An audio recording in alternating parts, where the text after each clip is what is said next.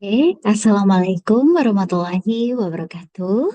Di sini saya akan menjelaskan mengenai bagaimana cara membuat isi latar belakang yang baik dan benar. Sebelumnya, perkenalkan nama saya Sarah Lutfi Hardila. Saya merupakan mahasiswa dari Pendidikan Fisika di Universitas Negeri Malang. Di dalam latar belakang itu pasti memiliki beberapa komponen yang penting yang harus dicantumkan. Yang pertama ada fenomena, yang kedua ada masalah, yang ketiga ada urgensi, yang keempat ada gap penelitian, dan yang terakhir ada tujuan penelitian. Fenomena merupakan gambaran umum kondisi yang sedang terjadi. Di dalam fenomena akan dibagi menjadi dua, yakni ada fenomena umum dan fenomena khusus. Contohnya seperti ini. Pada fenomena umum, itu menjelaskan mengenai kurikulum pendidikan di Indonesia, yakni kurikulum 2013 maupun kurikulum Merdeka. Nah, di kurikulum ini itu memiliki beberapa karakteristik utama, yakni berbasis kompetensi, penguatan pendekatan ilmiah, dan pembelajaran kontekstual. Nah, pada fenomena khusus itu banyak peneliti itu fokus utamanya pada KPS, yakni memahami prosedur ilmiah dan membangun konsep melalui pengalaman, dan juga ada framework for K12 Science Education and Next Generation Science Standard. Dan ini memposisikan siswa sebagai ilmuwan muda yang mana tidak hanya menjalankan prosedur, tapi juga menalar, membangun model, merancang investigasi, menganalisis, mengonstruksikan, serta berargumentasi. Selanjutnya ada masalah. Jadi masalah ini itu menjelaskan mengenai perbandingan kondisi ideal dan kondisi nyatanya. Itu. Kondisi idealnya itu seperti tadi ya. Siswa harus bisa menjelaskan eh, kompetensi, siswa harus memiliki kompetensi, penguatan pendekatan ilmiah, serta pembelajaran kontekstual. Namun idealnya, itu adalah idealnya eh, untuk nyatanya, kondisi nyatanya itu seperti apa? Ternyata kondisi nyatanya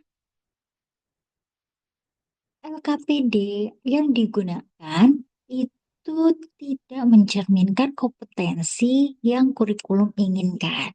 Contohnya seperti ini, keterampilan praktikum itu hanya sekedar prosedural, keterampilan kognitif dasar, serta latihan teoritis. Nah, sehingga belum mengintegrasikan praktik sains secara utuh.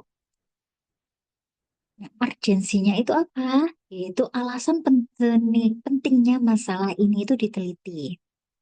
Nah, kenapa masalah ini itu penting? Karena terdapat kesenjangan antara tuntutan kurikulum yang menekankan pengembangan praktik sains serta pemahaman konsep, namun berbeda dengan kondisi di lapangan yang masih bersifat parsial dan prosedural, sehingga mengakibatkan siswa itu mengalami miskonsepsi. Nah, selanjutnya adanya gap penelitian.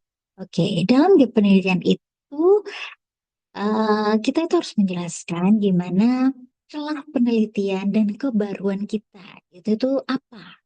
Jadi penelitian terdahulu membahas tentang topik apa, namun masih terbatas. Jadi dia itu memiliki celah gitu ya. Nah, dia penelitian itu kita bisa lihat contohnya seperti ini. Diperlukan alat praktik instruksional yang lebih efektif untuk melatih keterampilan praktik siswa. Nah, jadi penelitian yang kemarin atau yang sebelum-sebelumnya itu hanya menjelaskan tentang merancang percobaan sederhana, menganalisis hasil pengamatan, dan menyusun kesimpulan.